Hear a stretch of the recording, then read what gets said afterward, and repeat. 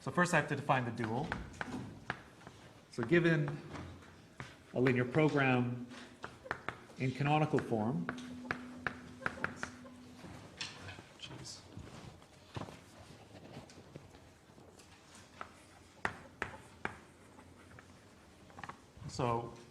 So last time we talked about canonical form, right? So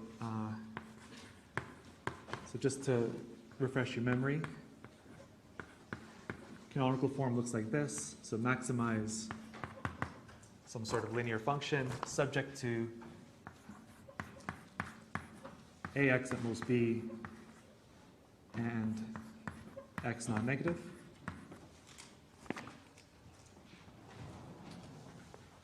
So the dual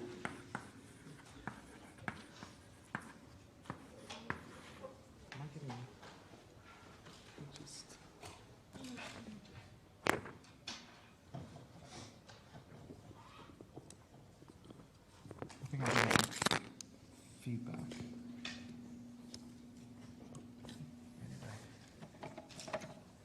Okay, so the dual linear program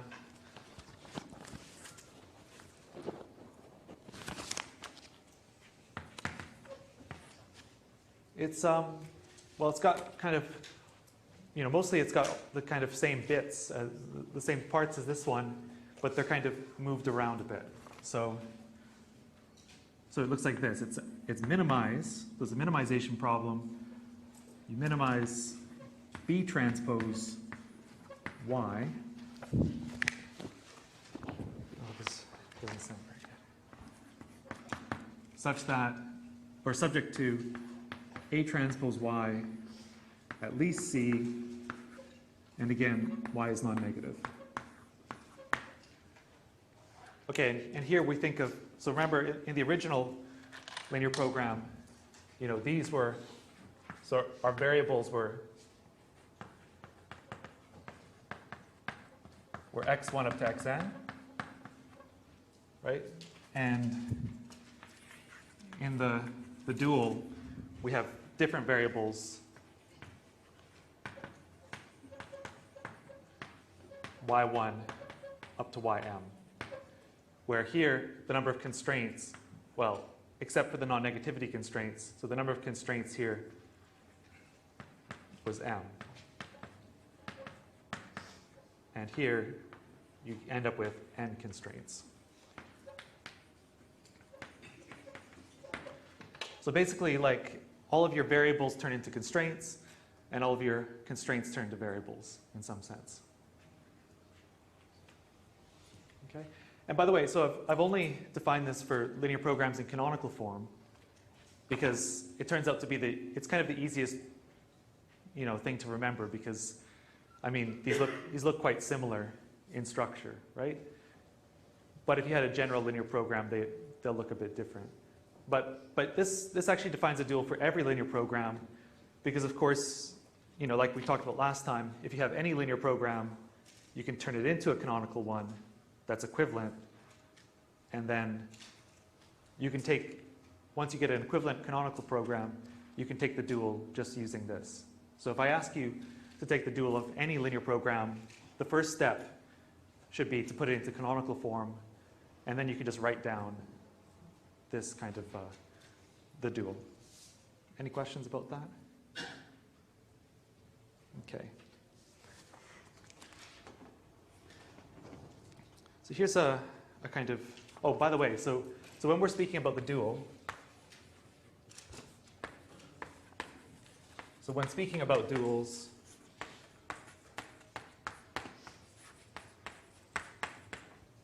the original linear program is called the primal linear program. So this is the primal and this is the dual, right? It just gives us a way to talk about the original one. And here's a basic fact, which I'm not going to bother to prove, but it's easy to prove, is that if you take the, I'm getting a lot of feedback. but so the dual of the dual is the primal.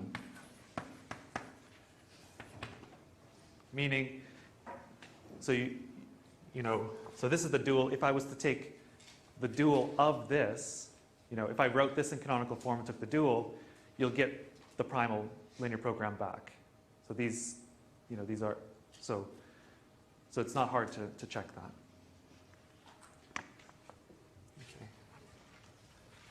Okay, so what does the strong duality theorem say? Well, so far, I've defined this dual thing, but I mean, it's not clear whether there's any points in defining the dual. And the strong duality theorem tells you that there is really a point. So it says that, so strong duality theorem.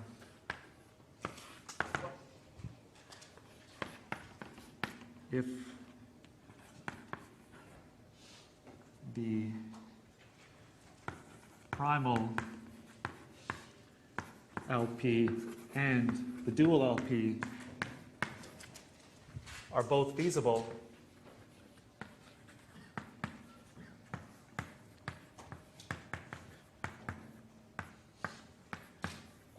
then they have the same value.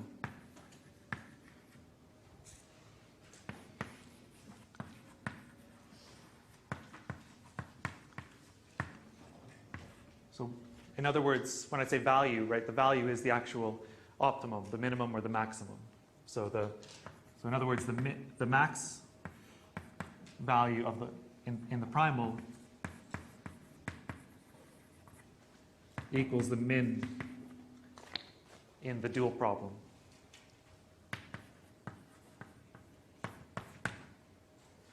So in other words, if you take a linear program and you take the dual, if you can solve the dual to get the solution, get the answer, then that answer, it also solves the primal. So you get the same number for both. Any questions about this? Okay, so this is going to be the focus. This is what we're going to try to prove by the end of the lecture.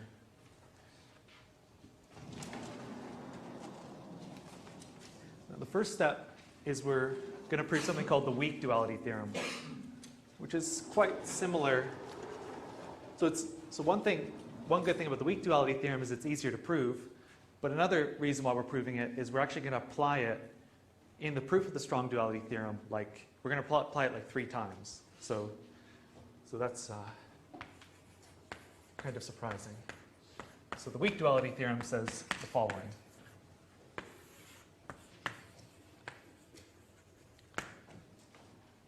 So it says that if X is feasible for the primal,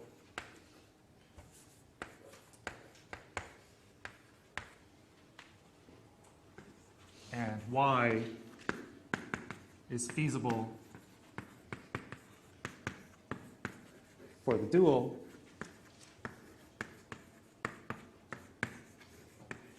then you have that. So if I take the objective function, remember this is the objective function for the primal, I apply it to this feasible point X, it's always at most what you get from taking the objective function for the dual applied to this feasible point Y.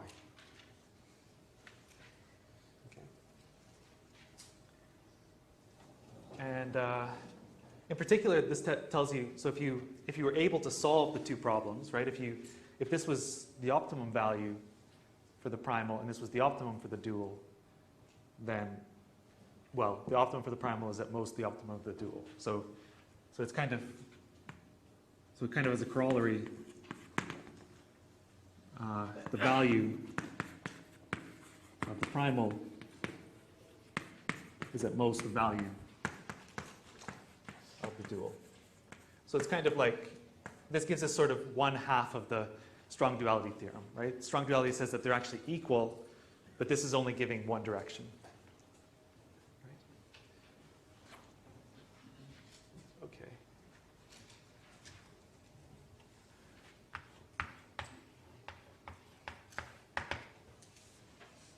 Okay, so now let's prove it. Any questions before I get into the proof?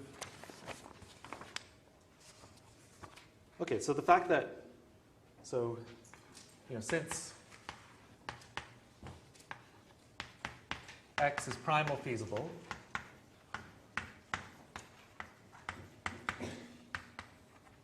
so it's feasible for the primal.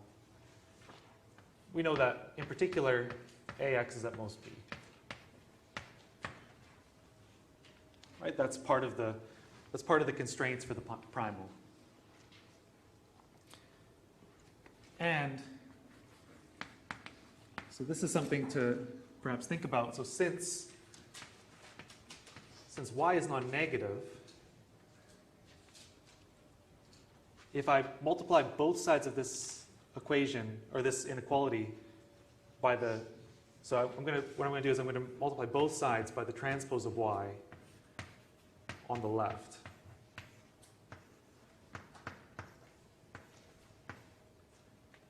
And since y, since all the entries of y are non-negative, this preserves the inequality. Okay.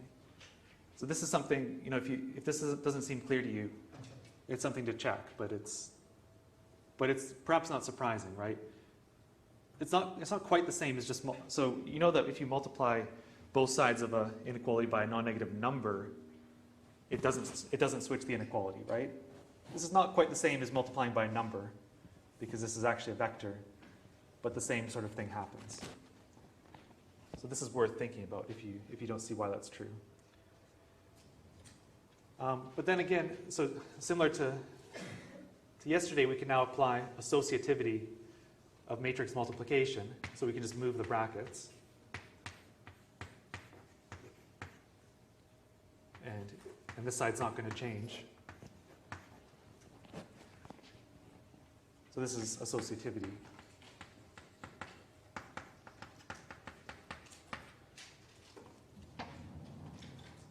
And I'm going to use something, so generally, so here's a fact about matrices.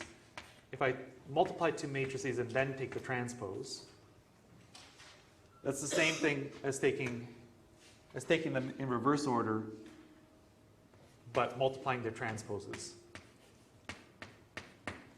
So this is for any two matrices. In particular, it also includes the case where these are vectors, right? Because vectors are just matrices with one column, right? So therefore, I can do some sort of swap here. So I can replace this with A transpose Y transpose X.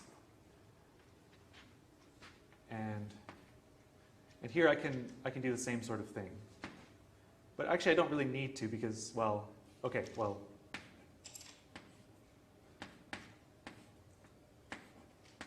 technically I can also do this. But remember, this is just a number actually, right? Because this is just the dot product of two m-dimensional vectors. So this is just a number. But anyway, I can write it like this.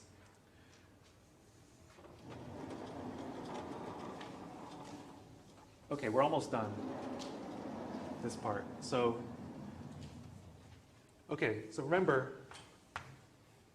recall that y is dual feasible.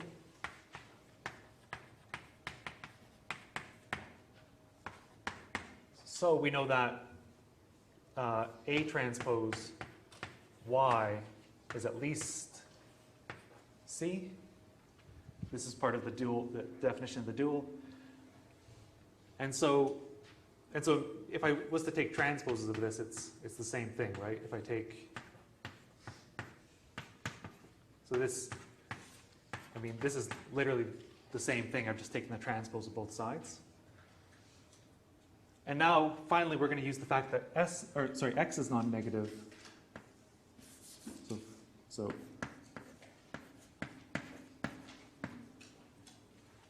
basically the same way that we used the fact that y was non-negative before. So we're going to use the fact that x is non-negative. So say we can multiply both of these on the right side by x, and the inequality stays the same way.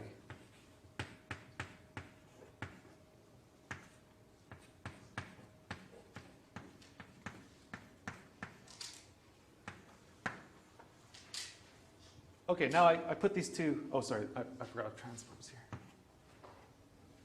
So now if you put these two things together, right, if I take this and I put it together with this, oh, by the way, so this is, remember this is just a number, so this is the same as that, because it's, these are just real numbers.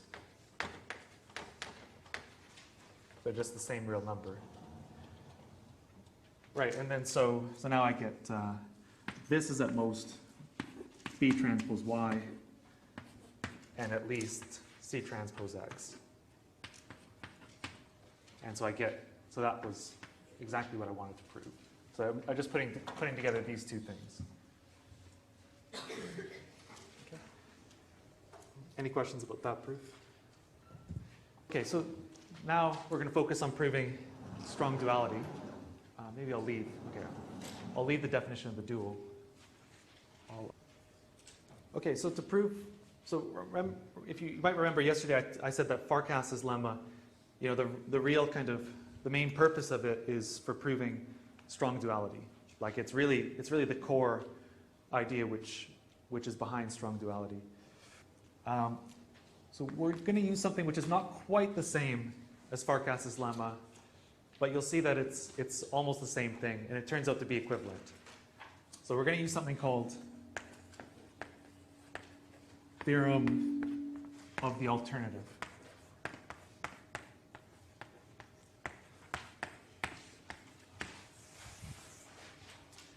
So you'll see that it's really, really similar to Farkas's lemma.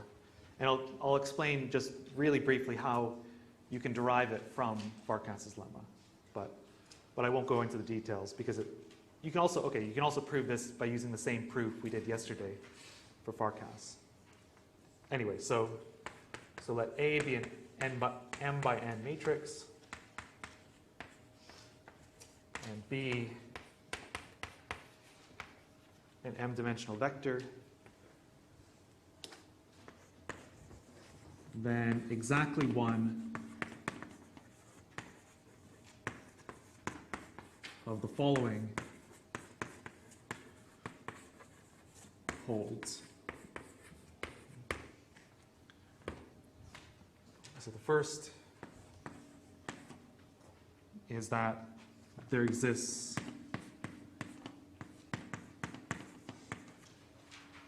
x in Rn such that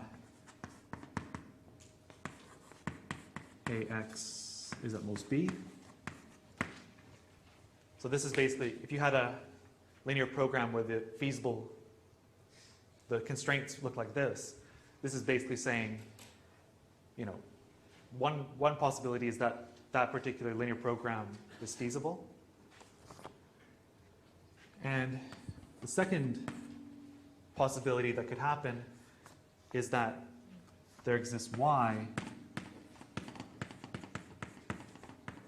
in Rm such that y is non-negative,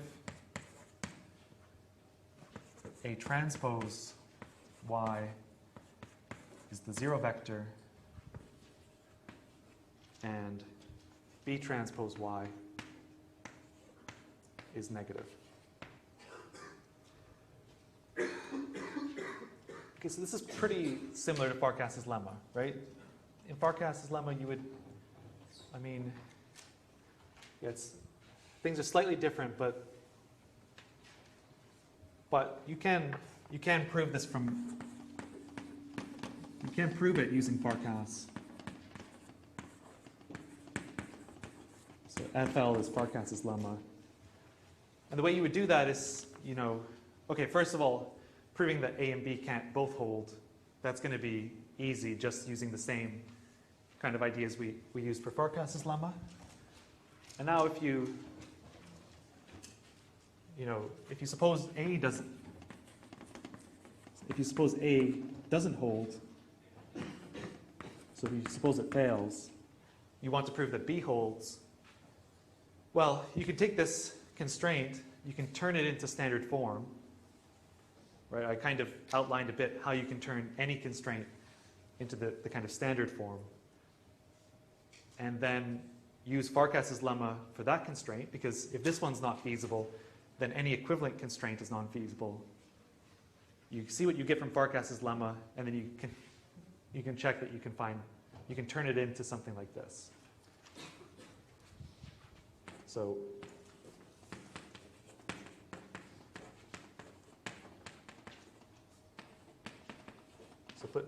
put this in standard form, apply Farkas's lemma, and make some observations, basically.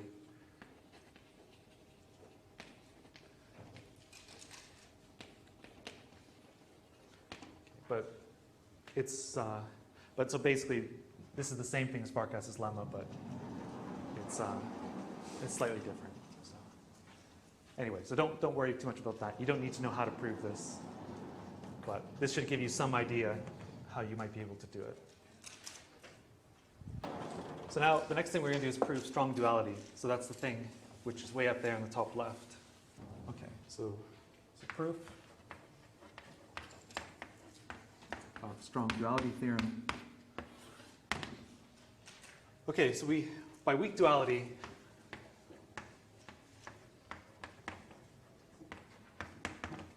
we already know that C transpose X is at most B transpose Y for all X feasible. For the primal,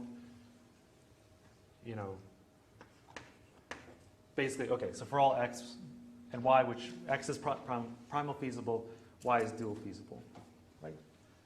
So that tells us that kind of one inequality holds. So if there exists, so kind of therefore, if there exists X which is primal feasible,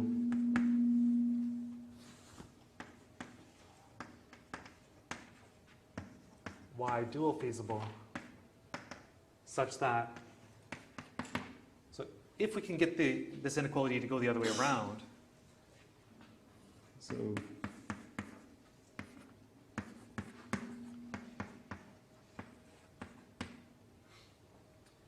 then we're done.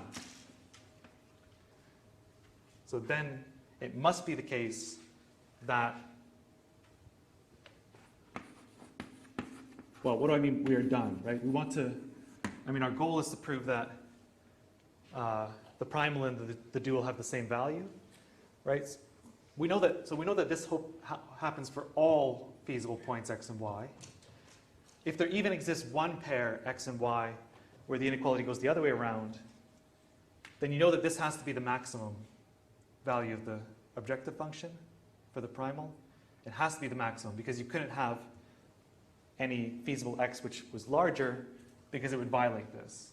So this has to be the maximum, and similarly this has to be the minimum. And they'll have to be equal because you have this inequality and you have this inequality. So basically what we want to show is that there exists X and Y which satisfies this. Yeah? How do we know when these things being equal satisfies this? Yeah. How do we know CTX equaling B2Y satisfies it? You mean how do we know that they satisfy? That they'd be the optimum ones, or that they would be feasible? Yeah. So, okay. Suppose that you found X and Y that satisfies this. Suppose it's not Suppose, like for example, X is not optimal. So suppose there's some other X, some other thing, Z or something, which is feasible and has a bigger value than x. But then it would have a bigger value than this, and that contradicts weak duality. Because we know that this happens for all, this inequality holds for all feasible points. How do we know this CTZ? Wait, I still don't see the connection here. Yeah. Well, so if it was the case, so if there exists another feasible point, okay. So what I'm saying is like we want to find that. We want to find x and y that satisfy this, and I claim that we're done. Okay, because I claim that this would have to be the maximizing point. If it wasn't the maximizing point, you'd have another feasible point z, which is bigger, which has a bigger value. But if this is satisfied, then it also has a bigger value than this. But we know that this holds for all x and y, including this choice z. Right? Weak duality says that you always have this inequality, so that would be a contradiction. So, so if x is not optimal, so this is kind of, then there exists a z like this, and that would contradict weak duality. So x would have to be optimal, and then you'd have to have that the optimum of the two are the same. Okay. Yes. I think it just takes a bit of thinking through this, but it's not too bad.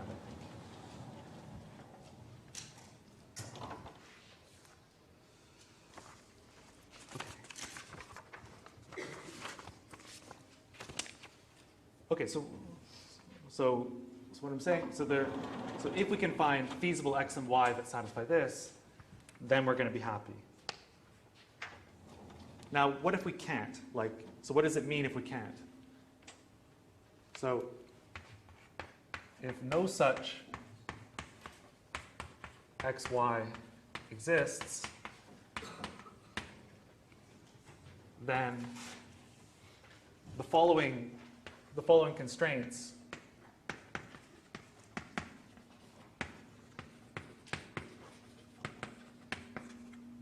are infeasible.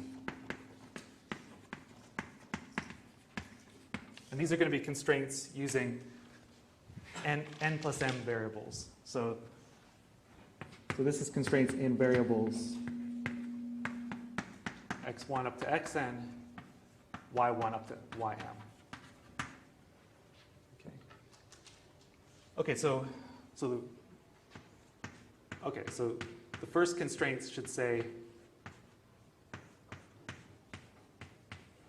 that y or x is primal feasible. The next constraints say that y is dual feasible.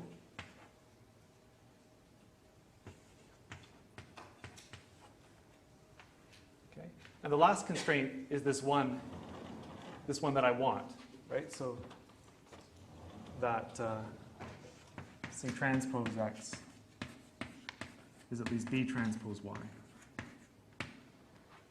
If this was feasible, then I would have my x and y that satisfy, where the x is primal feasible, this one's dual feasible, and it has the inequality that I want. So therefore, I should, I'm done if this is feasible, so therefore I assume that this is infeasible. Basically, what I'm going to do is write these things in matrix form and apply the theorem of the alternative, and then do some more work. Okay, so I can rewrite these.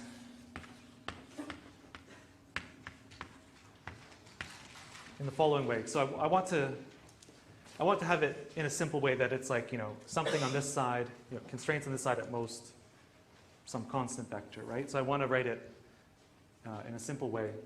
So I'm also going to change the order slightly. But anyway, so the first one says this.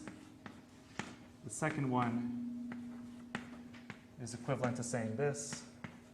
oh, sorry, the third one. So I'm just gonna shuffle the order a little bit, but hopefully that isn't confusing. This one is minus. So this is the identity matrix. So in Rn.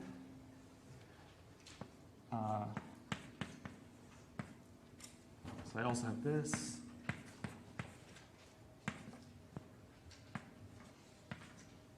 And the last one, if I kind of shuffle things around, it says B transpose Y minus C transpose X is at most 0. And this one's not the 0 vector, it's just a number, right? It's just one constraint.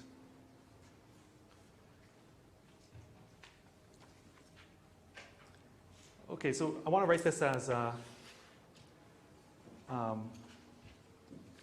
so I can, of course I can, if you have any kind of set of linear constraints, you can always write it in this type of form. But let me just kind of make that clear. So I'm going to let Z be my vector of variables. So x1 up to xn, y1 up to ym.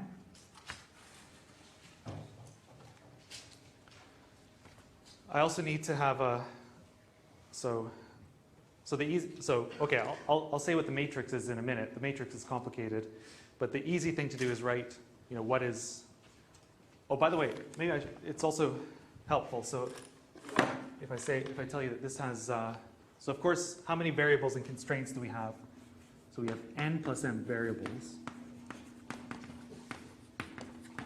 right? And how many constraints? Well, so you have n constraints here, m constraints here, n constraints, m constraints, and one more constraint. So it turns out to be 2n plus 2m plus 1 constraints. Okay, so that tells us kind of how long these vectors should be, right? This one should be n plus m. That's the number of variables. And so I'm going to write everything in the form mz at most d, because I've already used the letters a, b, and c. Or, yeah. So I let d be the vector. So I want to write down the right-hand sides of these constraints. So this is, so I first put the vector b. I then put the vector c. Oh, sorry, negative c. And then I put a bunch of zeros, right? Because all of these other constraints just have zeros on the right side. So in total here we have, 2n plus 2m plus 1. So that's it.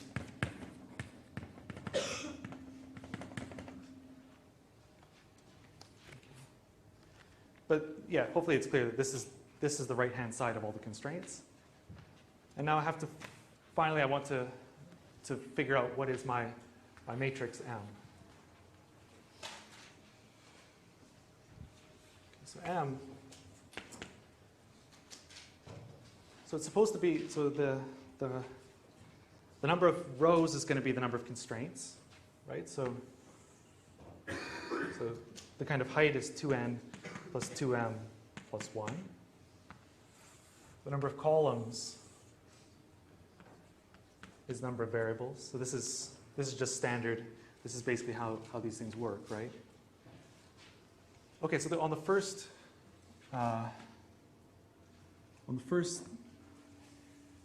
m rows, I put a copy of A. So this is n rows. Sorry, on the first m rows and n columns, I put a copy of A, and here I put the 0 vector. Okay, now you can see that if I did so if I take this matrix multiplied by my vector z, then you know, the first m rows are going to be exactly encoding this inequality. Okay. So I want to encode all of these things. So the first step is like this. So my next n rows, and on the last m columns, I put negative A transpose. And here I put zeros. And that's so that I can get this inequality.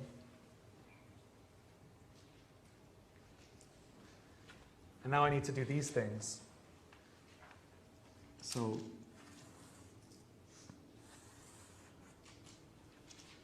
you want negative ones here. So this is going to be negative of the identity matrix in dimension n plus m.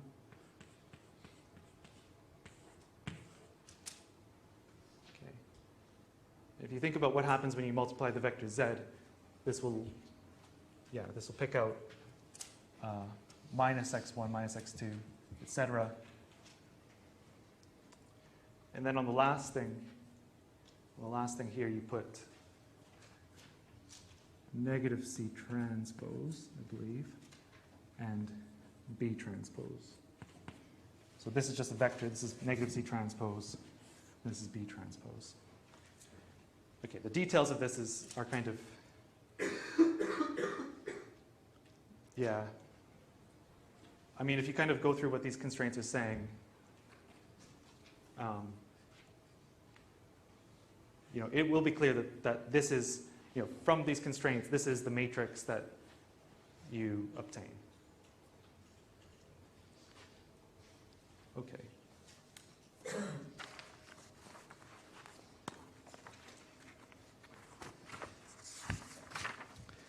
Okay, so now we want to apply the theorem of the alternative, right? So we remember, you know, going back to the beginning, we say if this was feasible, we would have already been happy. We would already have proved the theorem. So therefore, we need to assume it's infeasible. And so therefore, if I think of, so therefore, there doesn't exist a z such that mz is at most d. Otherwise, it would be feasible. And so therefore, there exists, what did I call it, W.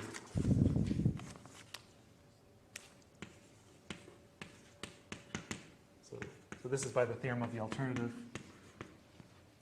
such that W is non-negative,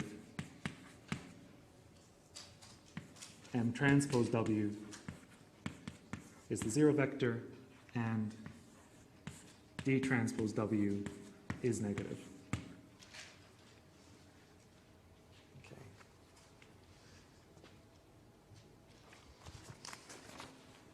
All right, so take this vector W.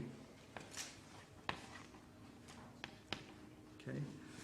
By the way, W is a vector of length.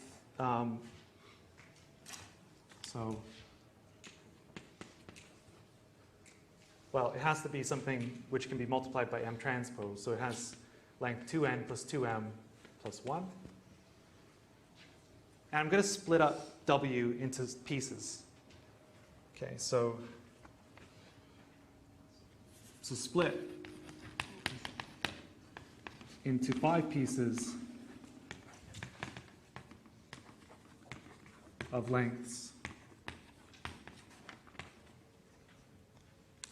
m, n, and m, and 1 as follows. So if I look at the vector W,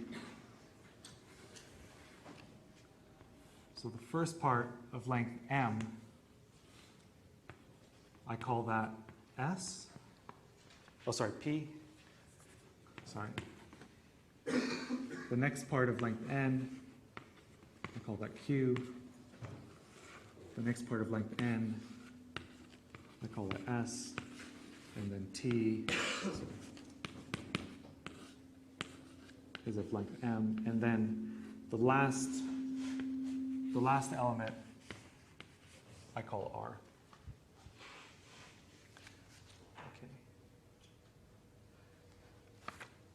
And now so now let's think about these inequalities here that we've obtained. So let's think of the last one. So I know that D transpose W is negative. Remember what D looks like. So that's going to be, it's not hard to see that this is exactly the same as saying that B transpose P minus C transpose Q is negative, right? Because literally, I mean, the last bunch of coordinates in D are all zeros.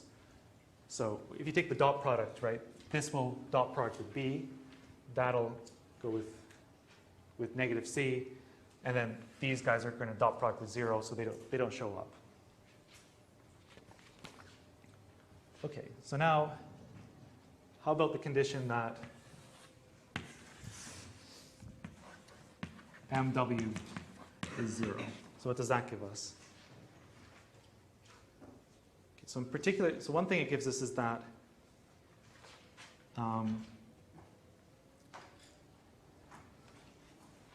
sorry, this was M transpose.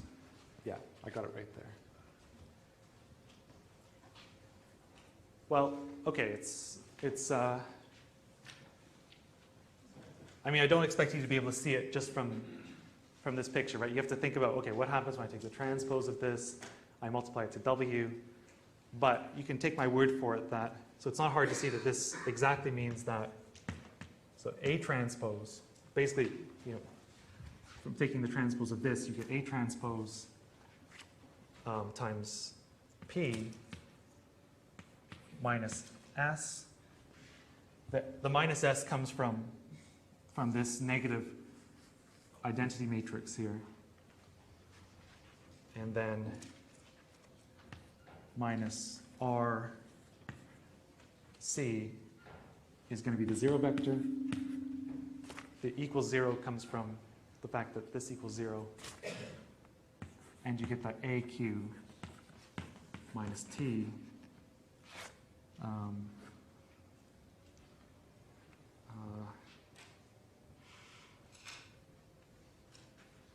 I think this should be plus, but I think plus R times B is 0. Okay, now we're almost done. So there's a few tricks just to finish it off.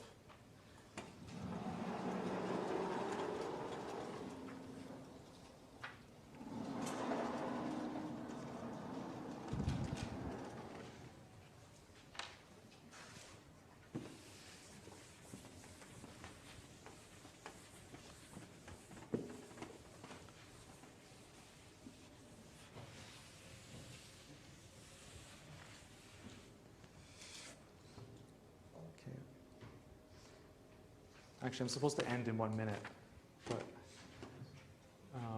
anyway, Okay, so the proof now breaks into two cases. So case 1 is that R is 0. Case 2, R is non-zero. Okay. So maybe I'll just sketch what the idea of each case is. So these are things to kind of check. So in this case, we get that the vector 1 over R S is dual feasible.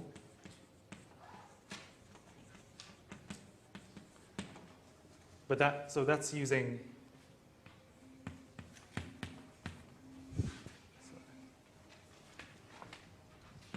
here we use 1. And 1 over RT is primal feasible.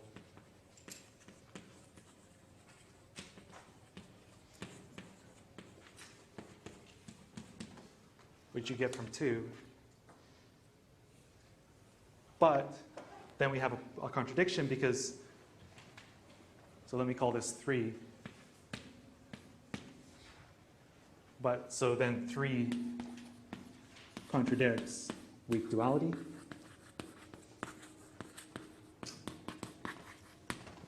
Okay, so these are all things that are not hard to check. This is, by the way, the second time we've used weak duality in this proof. And now the case when R is 0, so then you get that, you actually get that A transpose P, this equals S, AQ equals T, from this, from 1 and 2. And now let X be any primal feasible point,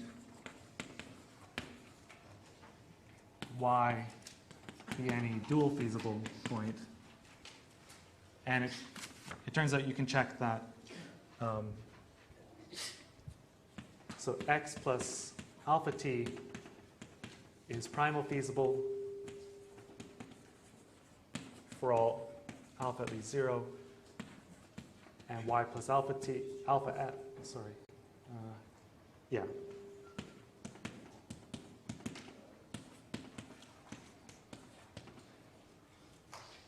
And now you use weak duality, oh sorry. Yeah.